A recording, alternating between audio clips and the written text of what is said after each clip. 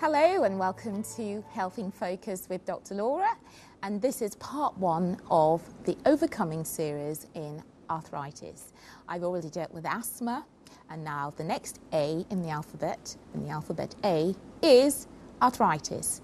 I'm also going to be bringing topics on asthma, acne, I've already done asthma, on abortion, and on Alzheimer's disease and allergies as well. So we're going to have quite a few ways to cover, but today I'm dealing with arthritis, and this is part one. When we talk about arthritis, it's very important to remember that there's always a normal function. Once we know what the normal function is, then it's very easy to know how to deal with when things go wrong.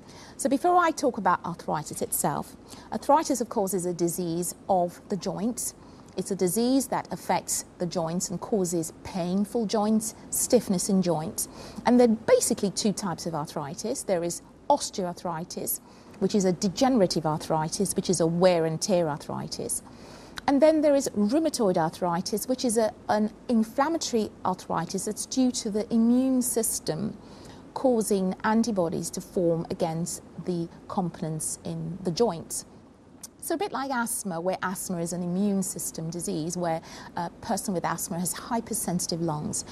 Somebody with rheumatoid arthritis has autoantibodies made against their joints. But for this two parts, I'm going to be talking about osteoarthritis. That's the degenerative arthritis.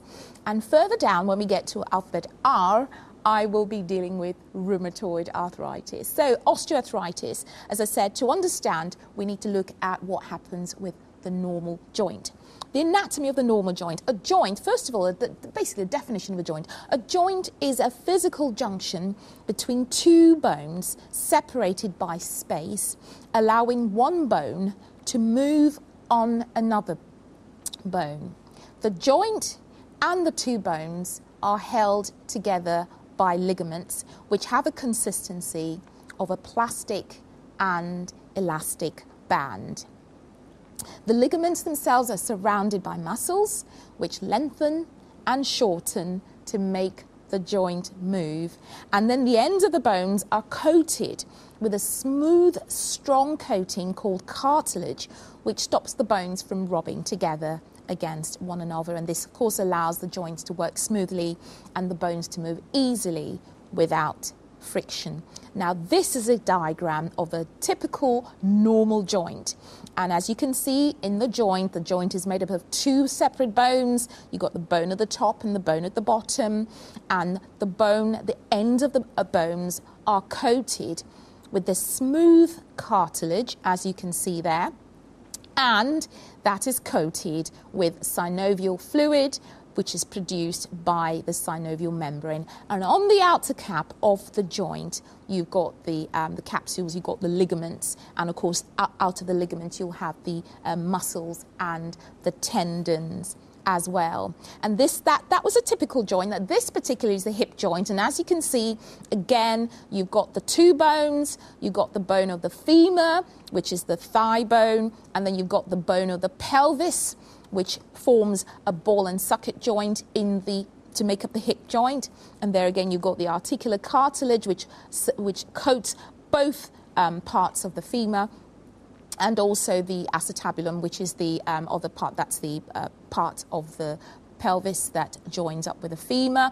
And then you've got the femoral head there, you've got the ligaments surrounding it, and you've got the synovial membrane, which produces the synovial fluid, and then you've got the ligaments, and of course you'll have the muscles, etc., on the outside of that. And as I said, the joint is surrounded by a capsule, and the space in there is the synovial fluid, which is produced by the synovial membrane, and that synovial fluid keeps the cartilage, the joints, all well nourished. Again, just to recap on the joints. Now we're going to watch a clip to show what a normal joint is. And this particular joint is the knee joint. So I'd like you to watch this and just be informed about how God made such a wonderful part of the body.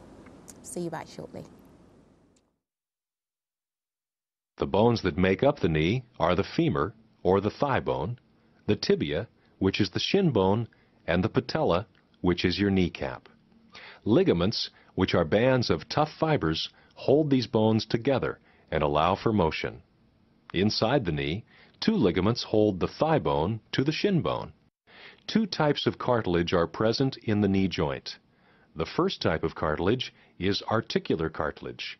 This cartilage covers the ends of the bones and provides a smooth gliding surface. The second type of cartilage is the meniscal cartilage. This consists of 2 C-shaped pieces of cartilage that sit between the thigh bone and the shin bone. There is one on each side of the knee joint. The menisci act as shock absorbers between the shin bone and the thigh bone. To lubricate the knee, a lining of tissue inside the joint, called the synovium, produces a lubricating fluid. There are also muscles, ligaments, and tendons outside of the knee joint that function to stabilize the knee and allow active movement. Welcome back to Health in Focus with Dr. Laura, and that was an amazing description of the knee joint. And don't you just wonder at how God created these wonderful parts of our bodies to function when they do function properly, they function perfectly. And that's the knee joint. And the knee joint is what they call a hinge joint, a bit like the wrist joint. It's a hinge joint, which means it only moves in that direction, a bit like the hinge of a door. But of course, the hip joint is more of a ball and socket joint, as is the shoulder joint, and of course that means that you can move, as you can see, I can move my shoulder in lots of different angles, whereas the knee can only be moved, I can only flex and extend my knee. And of course, all the reasons the way God has created the joints is so that they can perform the functions that God has ordained them to perform in the way that He's ordained them to perform. So that's an example of a normal joint, and of course there are other joints in the body. Looked in detail at the anatomy of the knee joint. We've also got the hip joint, we've got ankle joints, we've got wrist joints, we've got shoulder joints, we've got joints in our fingers. These are called the metacarpal joints in the distal and the proximal and distal interphalangeal joints. We've got I've mentioned the wrist joints, the toe joints, and we've got joints in the spine, the column, the spine that supports our back has also got intervertebral joints in between them. So there are joints everywhere. Isn't that amazing? We got the TMJ joint, the temporomandibular joint, which helps our mouths to open, and so we can eat and chew and talk, etc., etc. And we can just go on and on and on about the different kinds of joints we have. But the thing about osteoarthritis, which is what we're talking about today, is that it can affect any of those joints. And I just want to give you some brief facts about osteoarthritis, and then I'd like to take you to a clip to show what happens when a joint becomes osteoarthritic. So you're watching Health in Focus with Dr. Laura, and give you some facts about osteoarthritis. The first fact is that it is the most common type of arthritis in the UK.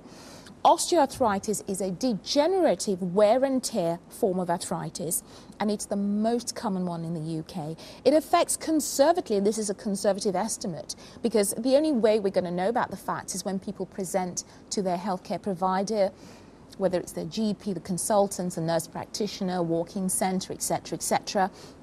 And that's how the facts and the statistics are collated. And in the next part of arthritis, osteoarthritis, which I'll be bringing to you in another episode, I will be talking about how we can control, manage, and even reduce the pain and stiffness by natural remedies, as well as the usual stuff that the doctors will prescribe and you get on prescription. But a lot of people do not present to their doctors or their healthcare providers with arthritis because they have learned a trick or two as to how to prevent, and also how to manage and treat and prevent further degeneration of their osteoarthritic joints. So, osteoarthritis is the most common form of arthritis in the UK. It affects conservative estimate between 1 to 3 million people in the UK. it is the most common joints that are affected are the hip, the knees, the hands, and especially the big toes. And you know, when people have these so-called things called bunions, they may occasionally be due to friction of the shoe rubbing against the big toes. But in a few cases, and quite actually more than a few cases, those so-called bunions are actually osteoarthritis in the big toes. So they will commonly affect the hips, the knees, and the hands, the fingers. And in the fingers, they have typical nodes that they call Heberdens or Bouchard's nodes. Now, the Heberdens nodes in the fingers are found in the distal, the middle joint, the joint that moves the finger that way, and then the Bouchard joints are found in the proximal joints.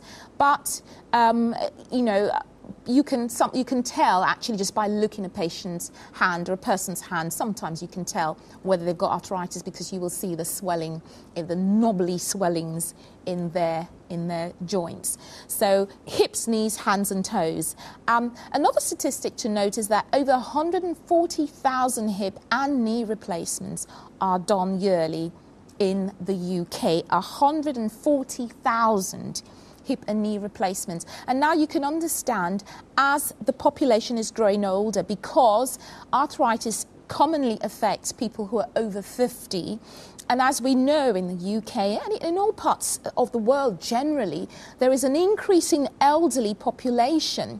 So you can understand why the resources are quite stretched in terms of providing knee replacements, hip replacements for people who have severe osteoarthritis.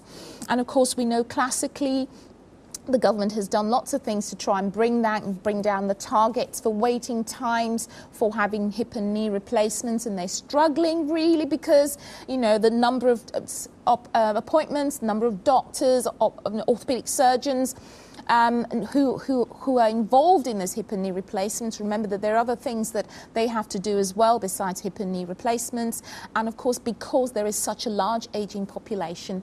So the tip from Dr. Laura is do everything you can to prevent yourself getting osteoarthritis. And again, in part 2, I will be talking about how you can prevent osteoarthritis, because it's an inflammatory condition, it's a degenerative condition, and by having a healthy diet, lots of antioxidants, lots of anti-inflammatory fruits and vegetables, regular exercise, keeping your weight down, because the more a person weighs, the more pressure there are on the joints, and all those sorts of things, how to cut out all the things that would help to speed up degenerative processes, highly processed foods, refined sugars, and all those sorts of things, eating too much protein, actually, and all that sort of thing may have a deleterious effect on the joints. So it happens in the over 50s, and sadly women, it's actually commoner in women than it is in men. Osteoarthritis is commoner in women than it is in men, partly I think because of weight, but also because of the loss of estrogen as women get older. Now you're watching Health in Focus, and what we're going to show you now is a clip of what happens to a joint when it becomes osteoarthritic. Arthritis is the most common reason that the knee joint wears out. Arthritis happens from chronic inflammation inside the joint, which wears out the protective cartilage around the bone and weakens the joint capsule and ligaments. As the protective cartilage is worn away, bone begins to rub on bone, which causes pain and makes it harder to move. There are many options for treating knee pain caused by a joint wearing out. Usually, the doctor will try to treat the knee pain with conservative or non-surgical treatment. Conservative treatment includes weight loss, activity changes, physical therapy, walking aids such as a cane or walker, medication, and control of medical conditions. Patients with knee arthritis and pain usually do not get better with time, and often the symptoms get worse. A total knee replacement, also called total knee arthroplasty, is a surgical procedure that is performed thousands of times each year to replace a worn-out knee joint, improve the motion of the knee, and relieve pain. Welcome back with Dr. Laura in Health in Focus, and we're talking about an arthritic knee. Now, before I continue, I'm going to talk about what happens, the three main parts of osteoarthritis. We're going to take a music break, and then I'm going to see you back shortly to continue with what happens in osteoarthritis. See you back shortly.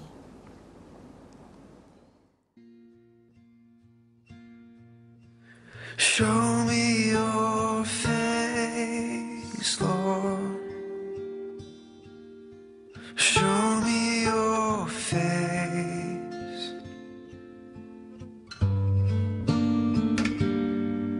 And gird up my legs that I might stand in this holy place. Show me your face, Lord,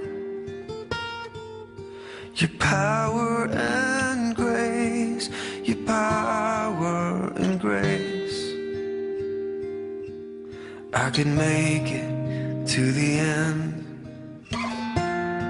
if I could just see your face.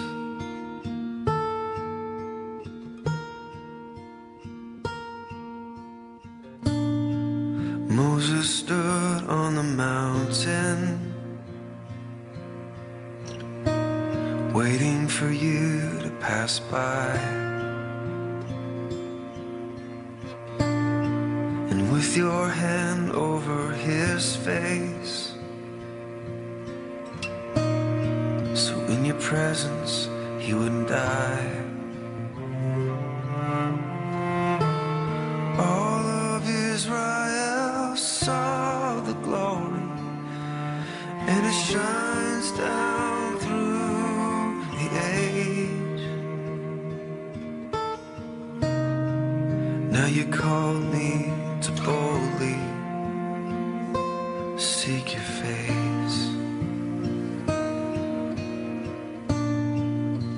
Show me your face, Lord. Show me your face.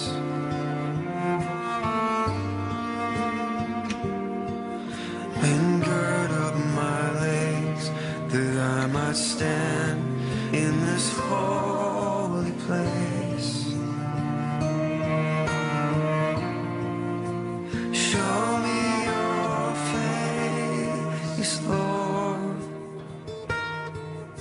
your power and grace, your power and grace. I could make it to the end if I could just see your face. Welcome back to Health in Focus with Dr. Laura. And that was a beautiful song called Show Me Your Face.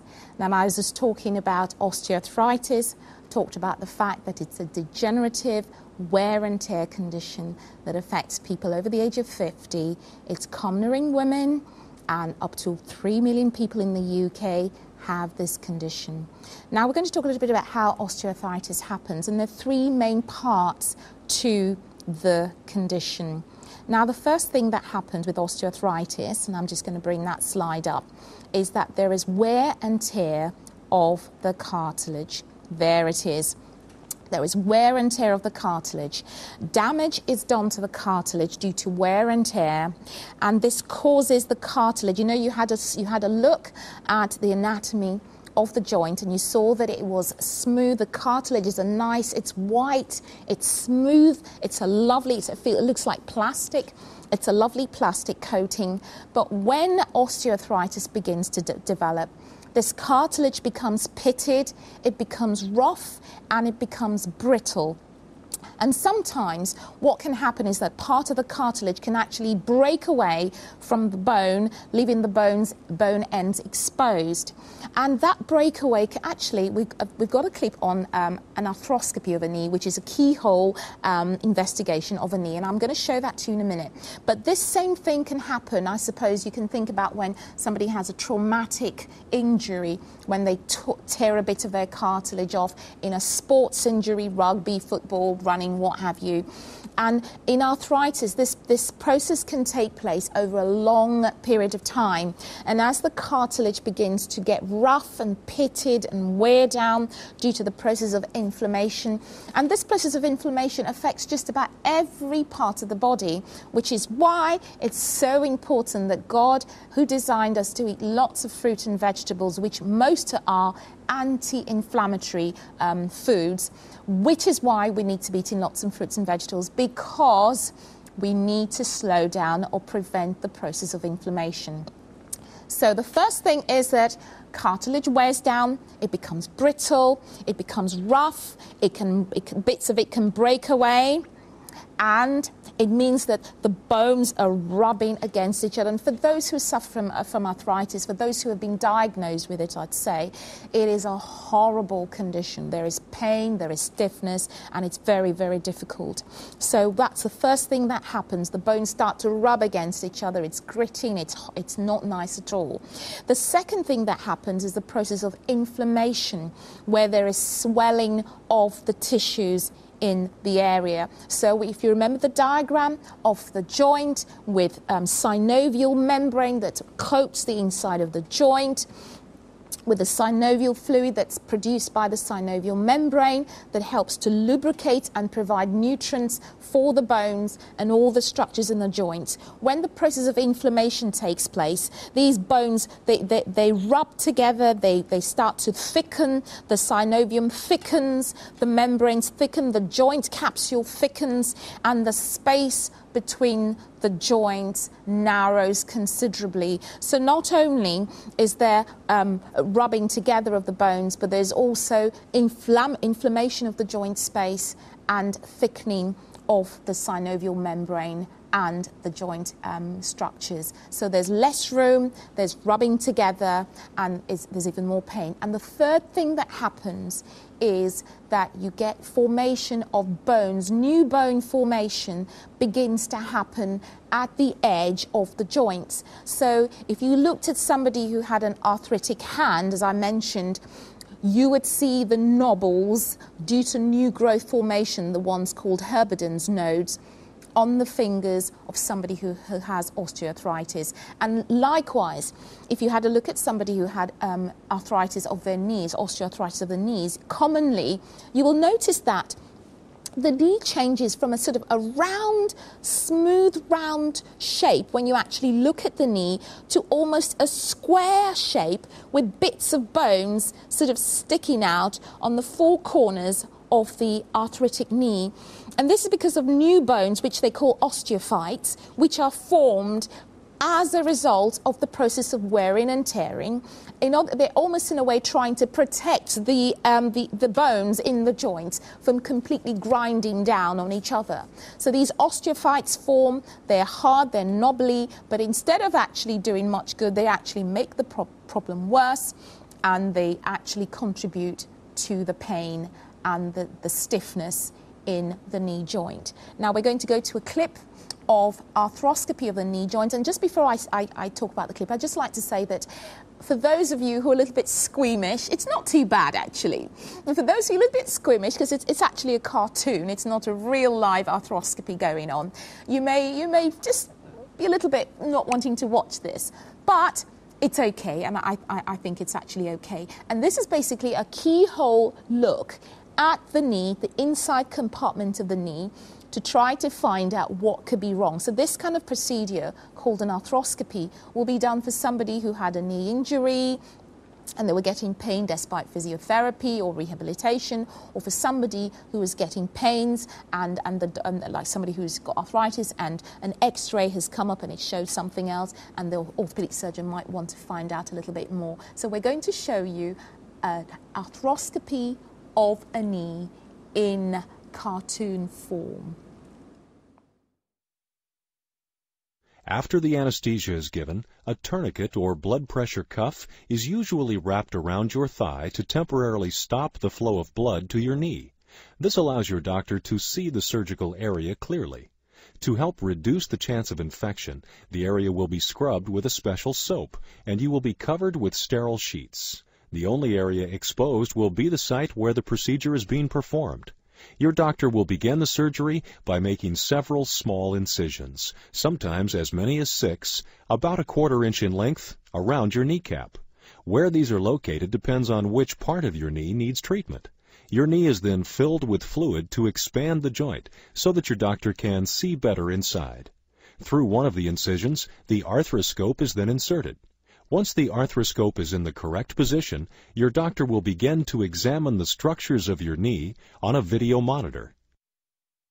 If your doctor does find that your synovium is swollen and inflamed, a synovectomy may be performed.